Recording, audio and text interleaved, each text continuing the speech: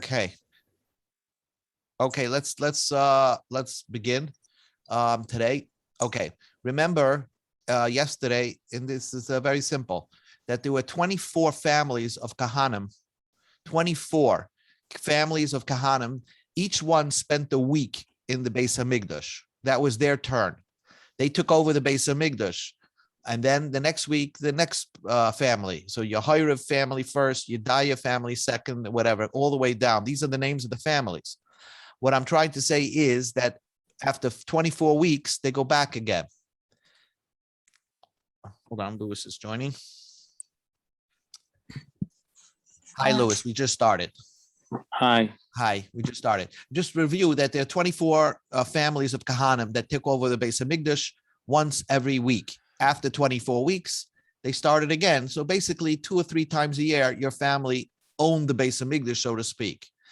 So the Mishnah discusses like this: but 3 times a year, all the families of the Kahanim were equal. That means that 3 times a year during the Shalosh Regalim, all the families of Kahanim came to the Beis Hamikdash.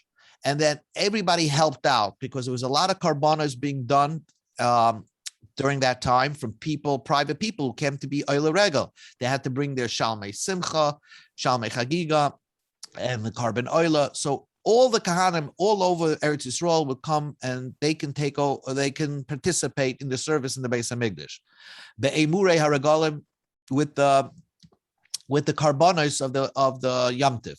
Over Chiluk Lechem Aponim, when they divided the showbread, which was in the Beis Hamikdash on Shabbos, they gave a piece of the Lechem Haponim.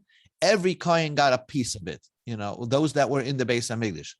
Ba'atzeres on Shavuos, Omer Loi, they would say to the Kohen, all the Kahanim, let's say on Shavuos, where all the Kahanim were there, they had to give him 2 breads. One bread was from the Shulchan, which is that bread that was on the Shulchan, as you know, that was on the 12 loaves of bread. And one they gave him from the Shtei Halechem. So therefore they would tell the Kohen that when they're distributing the breads, Heilach Matzah, here's a matzah, which was the Lechem Haponim, and Heilach Chometz, here's a piece of the Chometz bread from the Shtei Halechem, which was the Shavuos, part of the Shavuos carbon shlamim there. So, and the point is that a person could have said, "Oh, give me 2 pieces of lechem upon him, and you can keep my shtei lechem bread." No, you have to take a piece of everything. You can't. There's no trading. That's the point. Mishmar shezmanei kavua. But let's say the family that's normally supposed to be during Yom Tiv, let's say it's family number 12, right? So they would have been serving in the Beis Hamikdash had it not been Yom Tiv. So they do serve somewhat in the Beis Hamikdash during Yom Tiv, because who makrif to midim, nedarim, unudavais, ushar kabonis tzibor.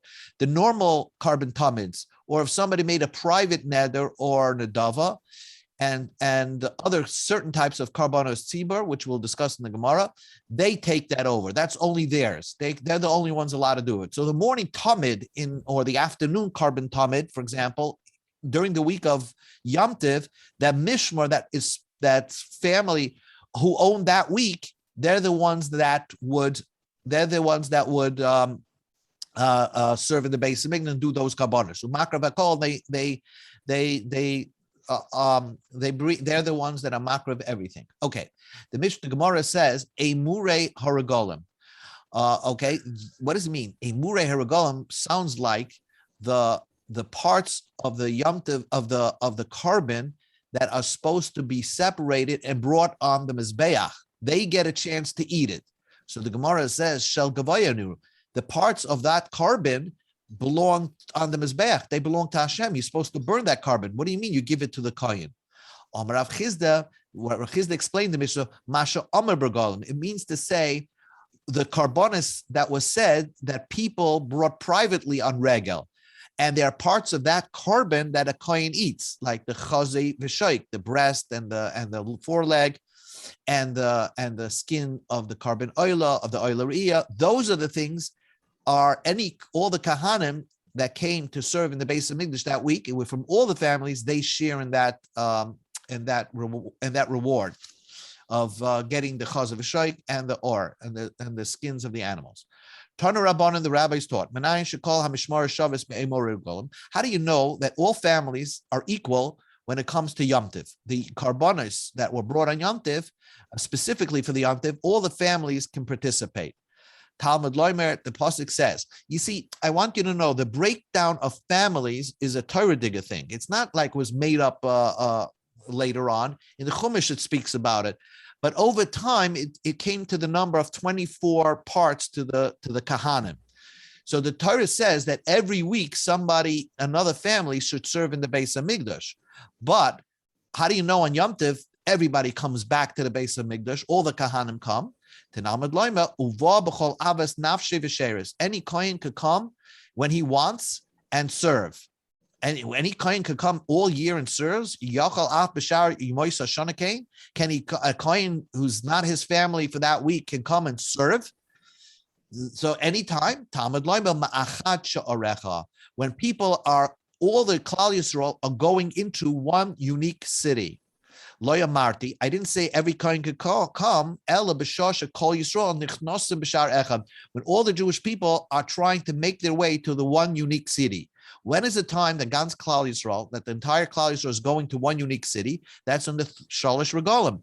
And that time, the Torah says that if a Kohen wants to come and serve and take part in the service of the Beis Hamikdash, he's a right to come there, even if it's not his normal term.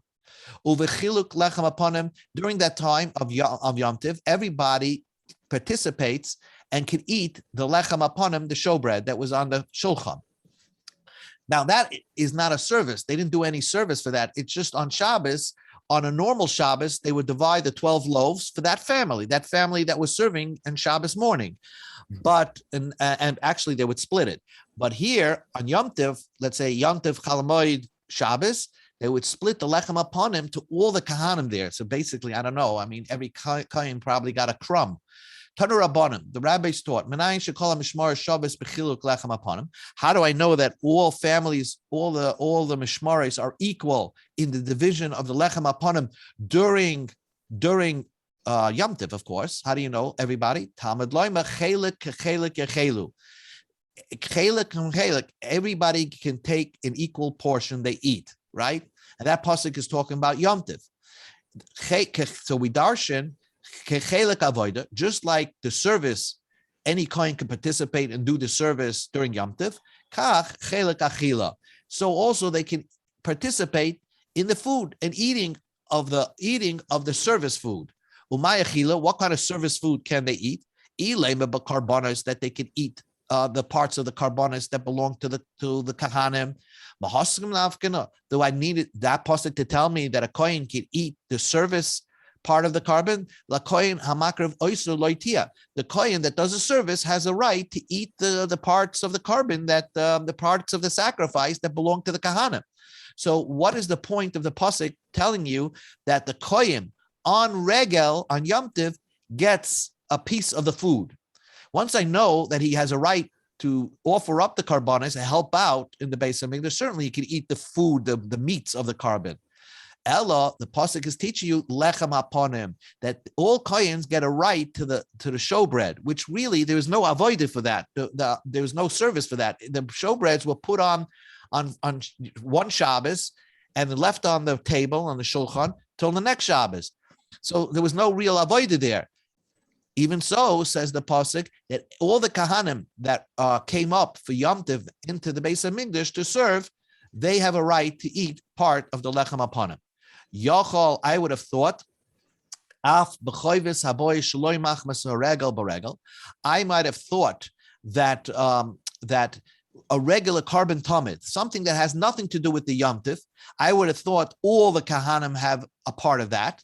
Talmud loimet levad mimkarav ala aves. They can take part except what was agreed upon by the fathers. Ma machru aves zelazeh. What did the original kahanim agree upon when they divided up the service of the Beis Hamikdash? Ani b'shabbati, I'm going to serve 1 week. V'ato b'shabbatcha, you in your week. So those things, the normal karbonos that are brought daily, right? Those on Yom Tov were not split by all the kahanim. It was only for that individual kohen that would have served that week.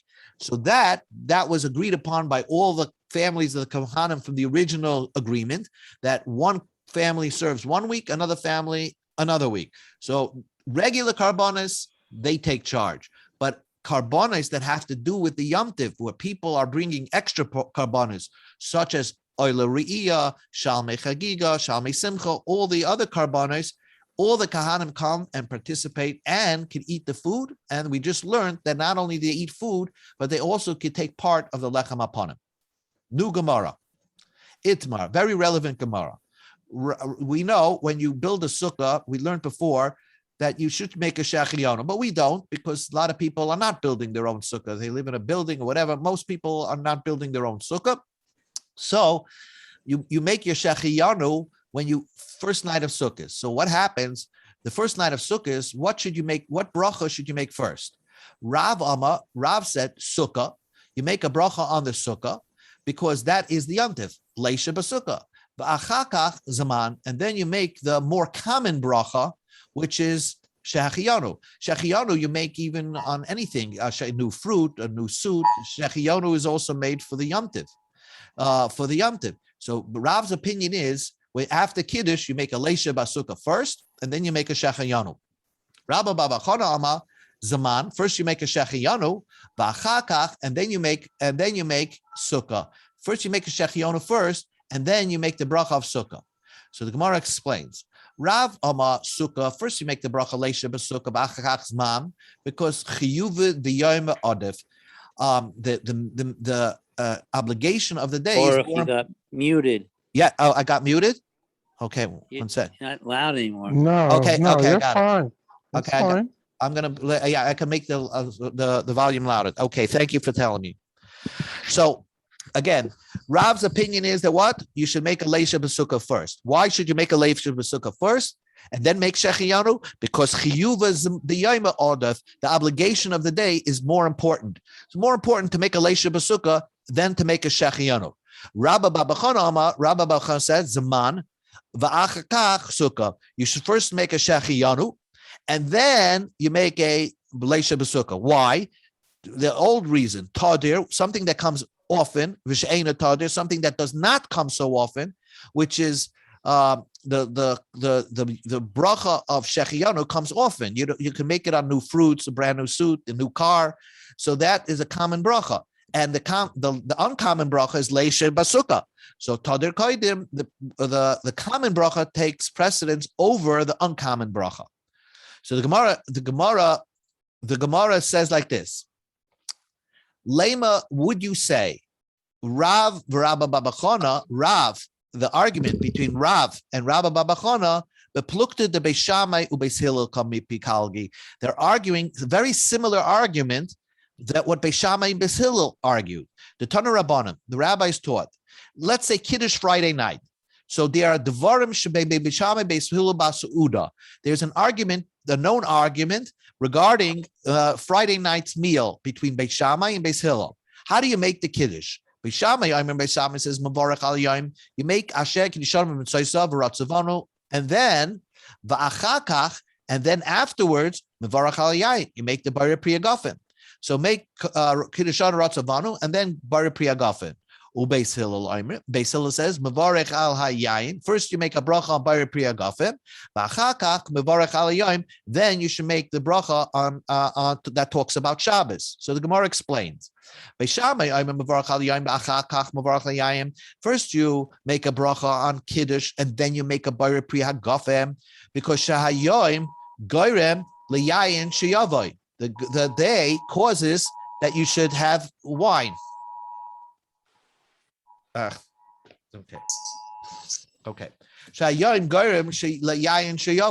The day is causing the wine to come, because if it wasn't for Shabbos, you wouldn't make Kiddush. The fact that it's Shabbos, that's why you're making Kiddush. So the Asher Kiddushanim v'Ratzavanu should be the more, you should make that bracha first.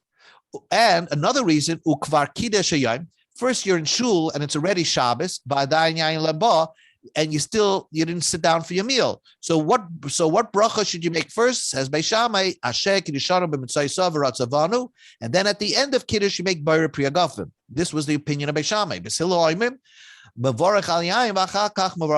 First you make a Hagafim, and then you make the bracha on the day. Why? You wouldn't make Kiddush if you didn't have wine in front of you. You need to have something in front of you, whether bread or wine. But in order to say today is Shabbos, which is a Chiyuv D'Oraisa, to say there's an obligation that you have to say today is Shabbos.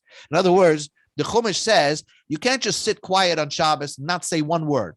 That's that you're missing the mitzvahs asay of saying Hayoim is Shabbos. So Chazal or Masakin, they established that where do we say today is Shabbos?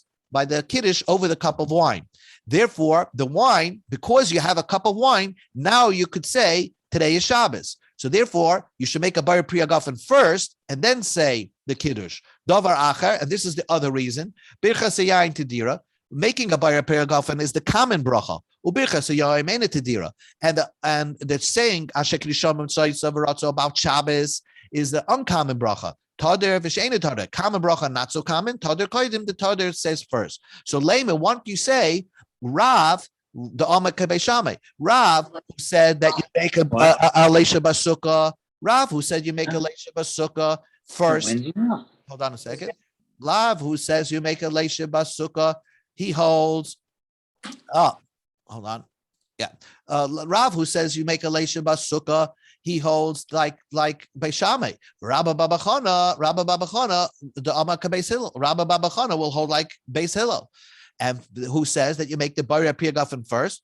So he says you make the common bracha of Shechianu first. Amar Lecha Rav. Rav says, Beis Shammai. I can align myself even according to Beis Hillel. I'm sorry. Ad kam lo kamer Beis Hillel hasam.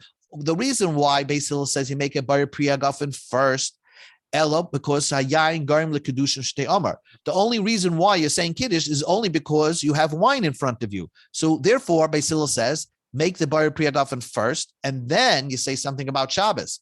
Aval Hacha, Ilav Zman, Mila Yamin and Sukka, even if you did not have, say, Shechianu, even if you didn't have, say, Shechianu, you would still make a Leisha B'Sukkah. They're independent of each other. Leisha B'Sukkah and Shechianu. And therefore, that's why my opinion is, Rav's opinion is to make a Leisha B'Sukkah first and then make a Shechianu.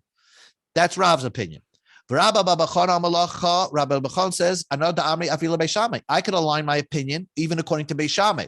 Beis Shammai says the uncommon bracha first. Beis Shammai hasam ella, because shayoim garim liyayin she'avei. The Shabbos causes you to say something over a cup of wine. Therefore, first say something about Shabbos and then say the Bayra Pri Hagafim. Aval hacha, by over here, ilav sukkah. If it wasn't for the sukkah, even if you don't eat in the sukkah, let's say a guy didn't eat in the sukkah, you would still have to make a shechianu. Mi lo yaminens man, would you not say shechianu? So therefore, shechianu is again independent of sukkah, and it's the more common bracha. Therefore, you should make a shechianu first and then make a leisha b'sukkah. Tanan, in our Mishnah, now it relates to our Mishnah. Tanan, we learned in our Mishnah, Ba'atzeres, on Shavuos, when all the Kahanim, they're dividing up the common food, which was the lechem aponim, and the uncommon food, which is the shtei halechem. On Shavuos, they were giving out the shtei halechem. And what does our Mishnah says? We tell a kohen, heilech matzah, first take the matzah, which is the lechem aponim, which is more common, and then heilech chametz, and then take the shtei halechem. Now, today on Shavuos, the chametz ikar, it's the main food of the kohen's diet or whatever, the gift of the kohen was the chametz, the shtei halechem, umatzah tafel, and the lechem upon him was secondary. Ukutani, heilach matzah, heilach chametz, diyufta derav. They give him the more common one. They say, here's your matzah, which is the normal lechem upon him food. Oh, and here's the special food that comes because of Shavuos. So we see that you should always do the common before the uncommon. And so in this case, you should make a shechionu first because it's common, and then say leisha b'sukkah. So this is a refutation according to Rav. Rav said, no, you make a leisha b'sukkah first and then a shachianu. Rav said, tanoihi. It's a machlokes tanoim. The Tanya we learned in the Brisa. Heilach matzah, heilach chametz. One Brisa says, we tell the kohen, here's your matzah and here's your chametz. But Abba Shol Ama, heilach chametz veheilach matzah. They first give him the shtei halechem food, and then they give him the lechem upon food. So Rav could say, like Abba Shol, that you first give the unique food for that day, and then you give him the more common. So Abba Shol, Rav's opinion is that Abba Shol would hold that you make a leisha b'sukkah first, and then you make a shachiyanu. So what's the conclusion lahalacha? Darash Rabba Nachman bar Rav Chizda loy k'divrei Rav da'am sukkah v'achach zman. We don't paskin like Rav. You make a leisha b'sukkah. Elo zman. First you make a shachiyanu v'achach sukkah, and then you make sukkah. V'Rav Sheish is breder of Idi Amar, just the opposite. Sukkah, you make a leisha b'sukkah, v'achach zman, and then you make a shechiyanu. The Hilkasa, the Gemara paskins, sukkah, you make a leisha b'sukkah first, v'achach zman, and then you make a shechiyanu. What's interesting is if you look in your machzor, in some machzorim it will say on the first night we make a leisha b'sukkah and then a shechiyanu.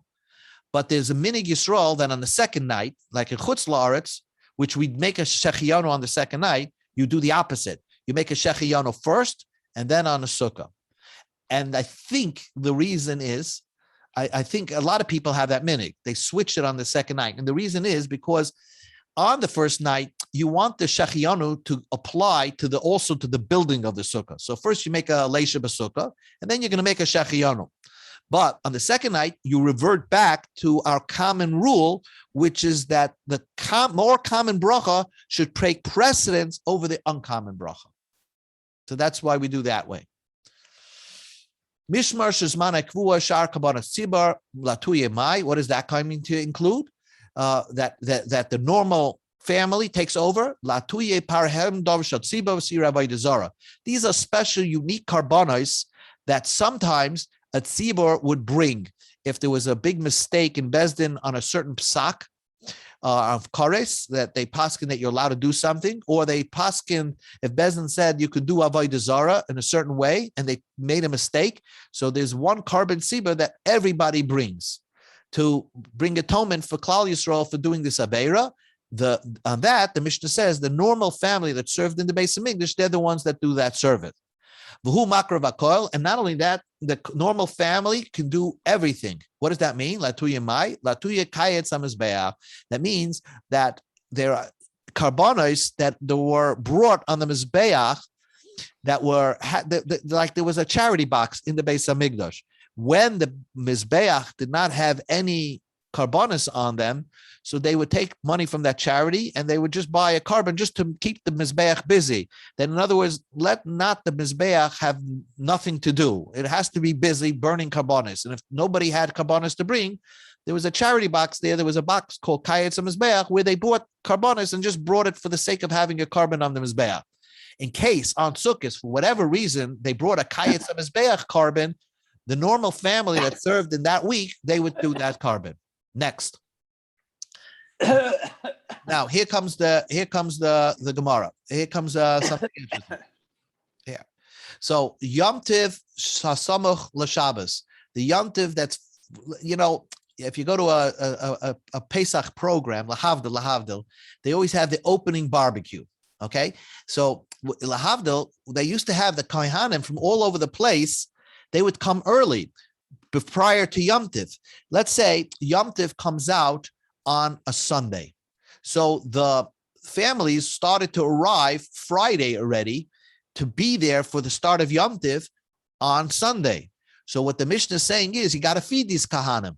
So they have a right, even though it's not Yom Tiv yet, all the Kahanim that showed up early, they have a right to the Lechem Aponim.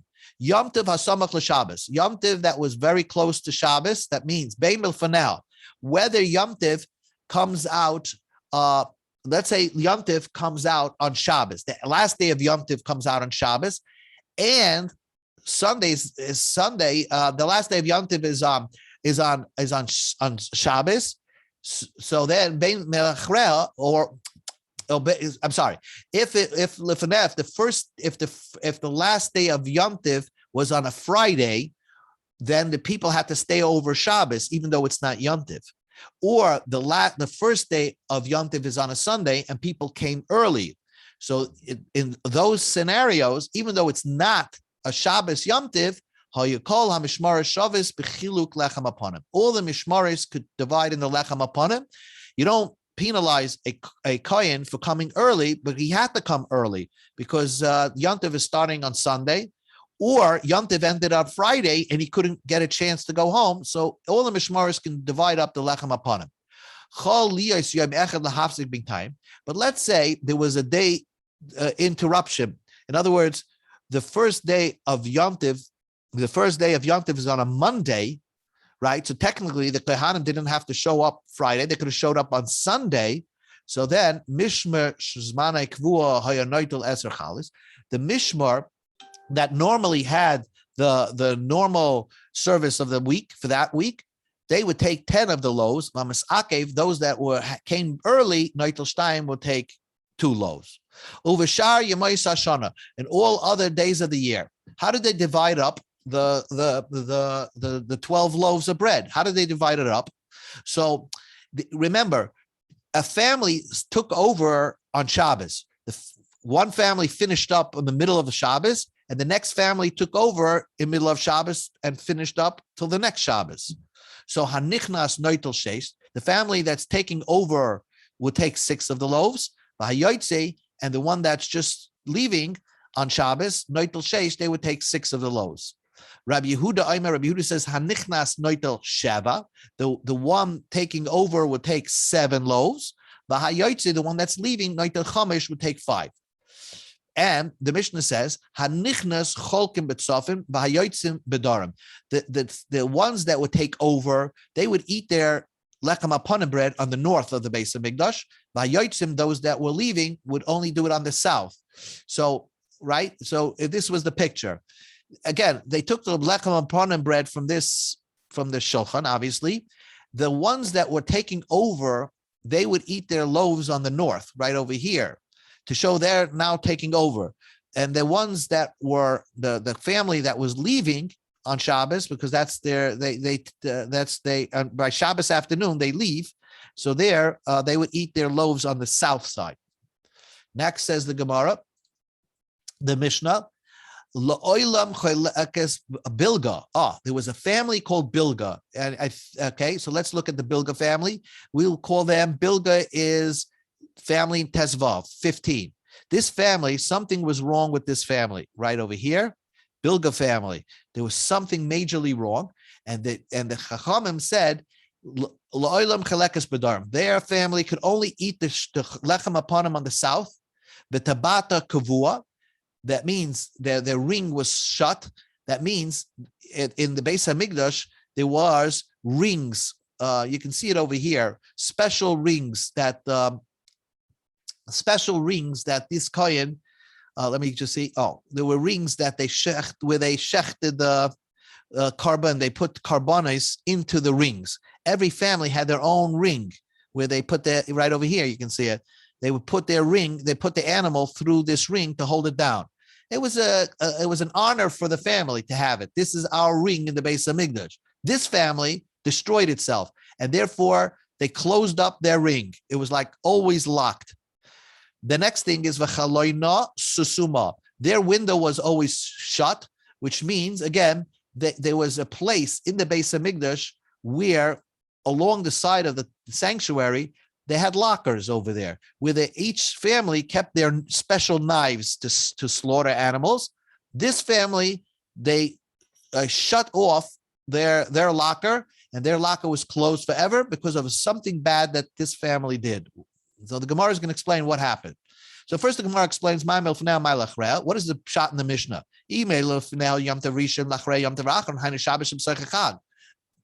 If the before means if Yom Tov comes out on Friday and you're telling me that Shabbos, all Mishmaris are equal, well, that's Shabbos in the middle of Yom Tov. Of course, all the Mishmaris are equal. That's the previous Mishnah.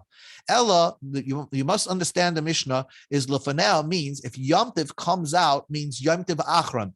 The last day of Yom Tov comes out on a Friday. So the people the Kohanim that were served in the Beis Hamikdash didn't have time to go home. La'achreha, what does it mean if Shabbos, if Yom Tov comes out after? Means Yom Tov Rishon comes out on the first day of Yom Tov, comes out right after Shabbos. So therefore, people either stayed late over Yom Tov, a day after Yom Tov, or they had to come early prior to Yom Tov, all these kahanim. So why do they get to share? My timer, even since they had to come early or had to delay because they didn't have time to go home or to they couldn't get there. They had to come a day before. So the Rabbanan made a rule that everybody gets to divide up the lechem upon him, so they should eat together. You shouldn't penalize them just because they had to come early or stay late. So the Gemara says, according to Rabbi Yehuda, they didn't divide up the 12 loaves equally.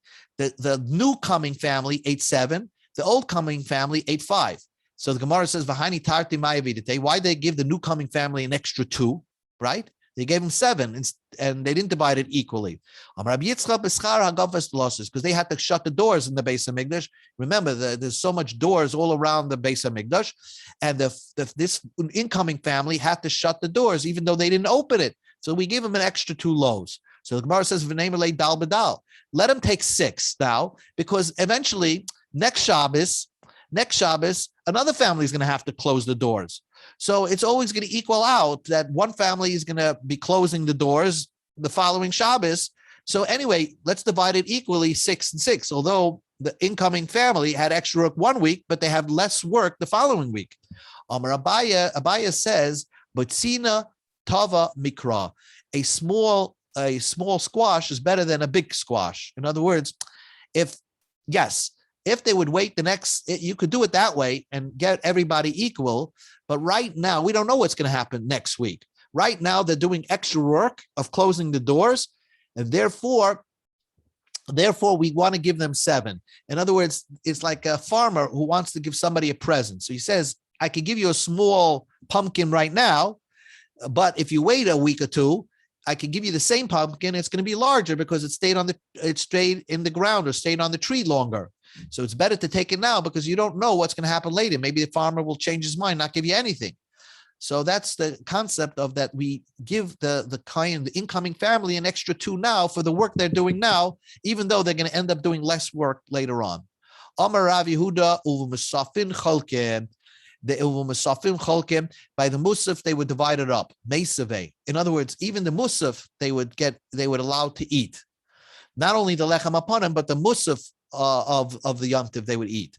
Meisave, mishmara yoitzeis, oiser tamid shel shachra, u'musavan hamishmares and nechnesas oiser tamid shel bein ha'abayim u'bezichem. The incoming family, the outgoing family, they did the tamid shel shachra and the musaf, and the mishmara that was going out, the mishmaras that's taking over would do the tamid of the afternoon and the bezichem. So it was simply divided. V'ili musaf and cholkin like katani. It doesn't say that they divide up the musaf. So they divide up the food of the musaf. So how do you know? How did Rabbi Yehuda know that they divide the musaf food equally? So the Gemara says, "Hi, Tana b'chaluka kamari." He's not talking about dividing up food. He's just telling you what service did they do. The outgoing family on Shabbos did the tamid shel shachar and the musaf, and the incoming family did the tamid shel bein habayim u'bezichim. But he's not talking about dividing up the food. So Amar Rava v'Tani debeir Shmuel, the Ma'iri b'chaluka. Tani debeir Shmuel is talking about how they divided up the food.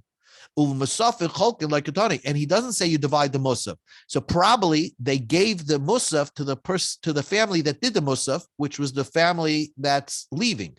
The Tana debeir Shmuel, Mishmares Hayotzes, the family that's leaving on Shabbos, they would do the tamid shel shachar umusafim, they would do the musaf. Umishmarim hanichnases. Then the mishmarim that the family that's taking over, they would do the afternoon offering and the bazichim, which is part of the offering from the shulchan.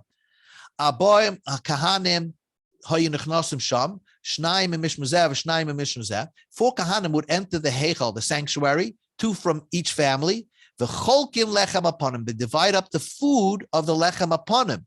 But it doesn't say anything about dividing up the food from the musaf. because there were parts of the animal eaten by the Kohanim. So apparently, it doesn't say you divide up the food of the Musaf. So it seems that only the family that performed the Musaf service eats the Musaf. The other family has no part of that. This is refutation of Yehuda, who said you also divide up the Musaf food. This is a refutation. Okay. Hanichnasim cholkim betzofim. The nichnasim with the family that was coming in to eat their lechem aponim, the new family, they would eat it in the north. That's the more special side. And the outgoing family would eat their lechem aponim on the south side. Taner Rabbanan, anichnasim cholkim betzofim, kidei. They would come in through the north of the Beis Hamikdash because that's the more important part of the Beis Hamikdash, because that's where you slaughter animals. So there they would show that we're taking over here. And the outgoing family, they would eat their they would divide their stuff and eat there on the south side of the Beis Hamikdash. Again, in this picture, they would be on this side. The outgoing family would be over here. The ingoing family would be over here, which is the more important side. And everybody should see that this family is leaving and that family is coming. It should be very known. Lahavdil, one of the nice things in America is when one present family takes over and the other one is leaving, there's a whole ceremony how it works out. But in the Beis Hamikdash, every week they were changing families. And therefore, they had a whole procession, one family coming in and the other family is exiting. Now, we said the family of Bilga, the family of Kayan of Bilga, they were blacklisted. Why were they blacklisted? So the Gemara says, Tanrabonim, Maisa b'Miriam bas Bilga. There was a story from Miriam. She came from the Bilga family. She was a Kohenes. Shemira Dasa. She converted. So this is a Kohenes from that family. She converted and married a Greek. And she married a governor or an officer from the kingdom of the Greeks. Now, during the second Beis Hamikdash, as you know, the Greeks for a period of time took over the Beis Hamikdash and ransacked it and made it into they defiled the Beis Hamikdash and make it into a Mokem Tumah. When the Greeks entered Laheichal to the sanctuary, and they took over and made it into a house of worship, a house of Avodah Zarah, until the Chashmonaim in Hanukkah took over. During that time, she was banged with her shoe al gabe mizbeach, on top of the mizbeach, va'amra, and she would say, Lucas, you the mizbeach is, I'm calling you Lucas. Why Lucas? Rashi says in Greek the word Lucas means a wolf. And the Mizbeach, she was complaining that the Mizbeach is like a wolf with a rapacious appetite, never stops eating, because it's always eating up the money of the Jewish people because they're bringing sacrifices. Until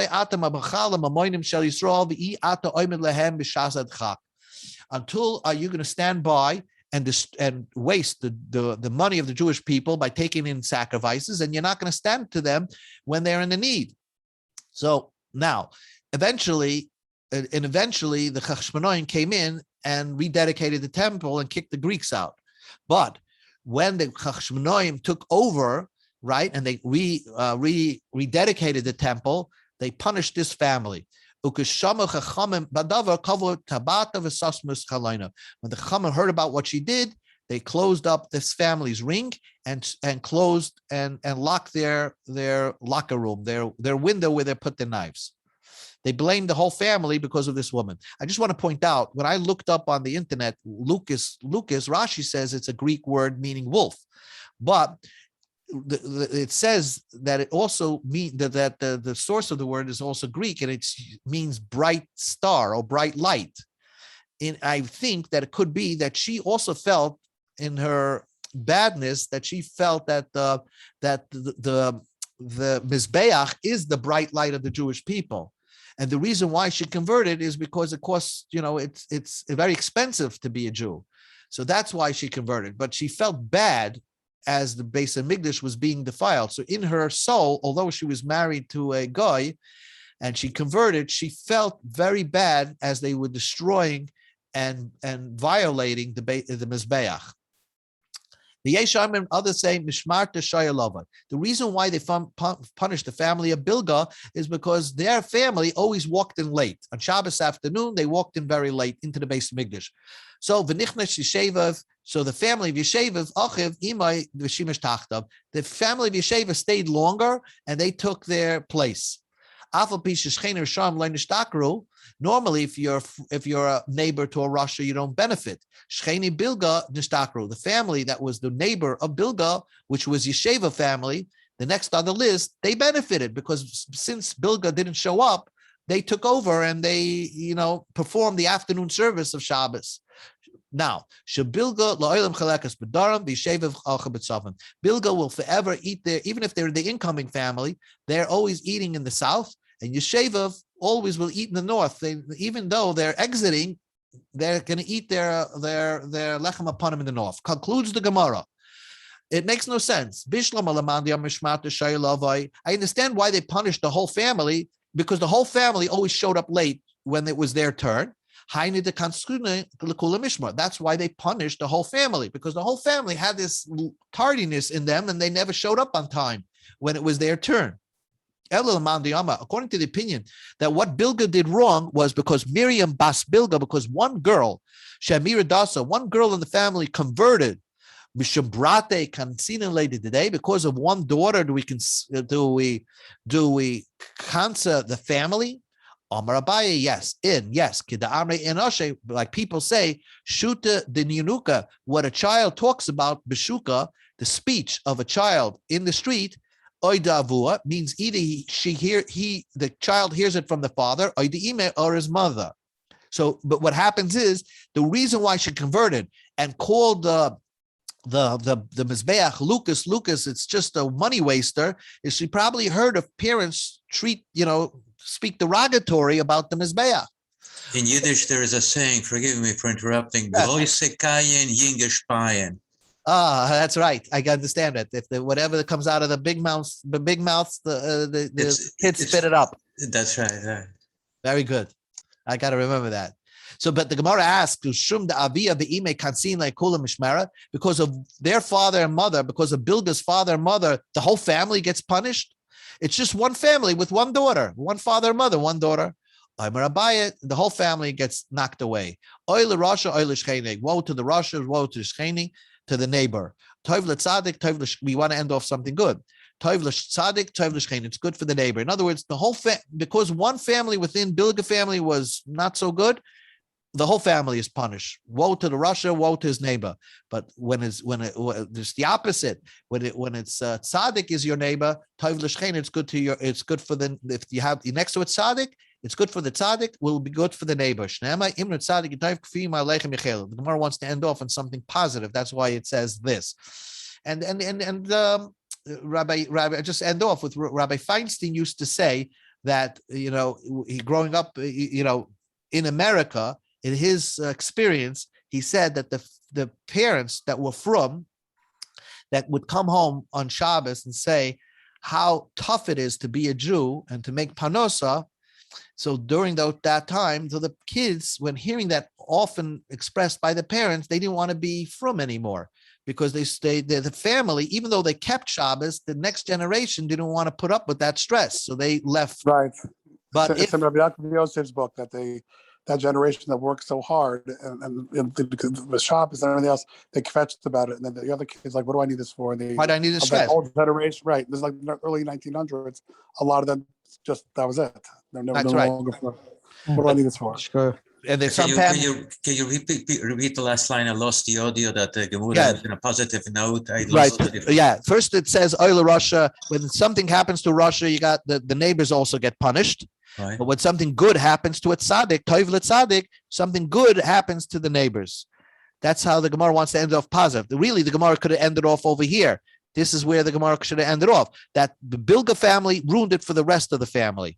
So, but the Gemara doesn't want to end off that way. So it says, Toiv tzaddik, if it was good, if something good happens to a righteous person, then something good will happen to his neighbor. So it's good to have neighbors with righteous people.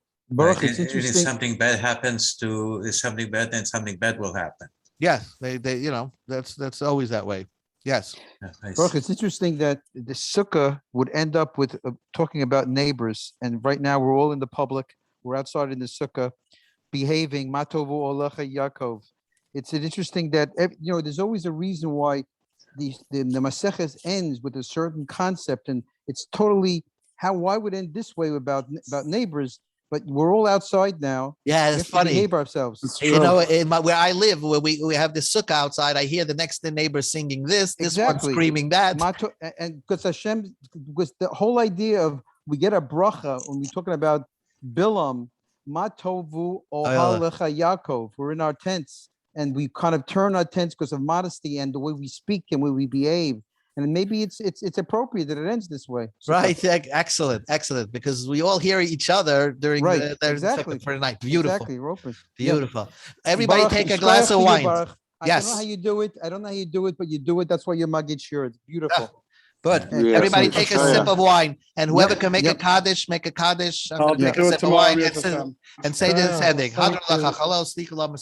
And don't forget that Yiddish proverb, Groise Kayen, Yingish Payen. That's The right. old ones chew, True. the young ones spit it out. Right. I love it. Yeah, excellent. Probably Very comes from good. the Gemurah. Shkoyach. Skaya, all the Okay. best. Oh, yeah. everybody. Good night. Mazel Mazel tov. tov, mazel See you tov. tomorrow night. See you tomorrow. I'll send you the Bye-bye. email with my mom and plane. Yes, I'll pass it Okay. on. Bye. Okay. Thank you. All right. Let's go.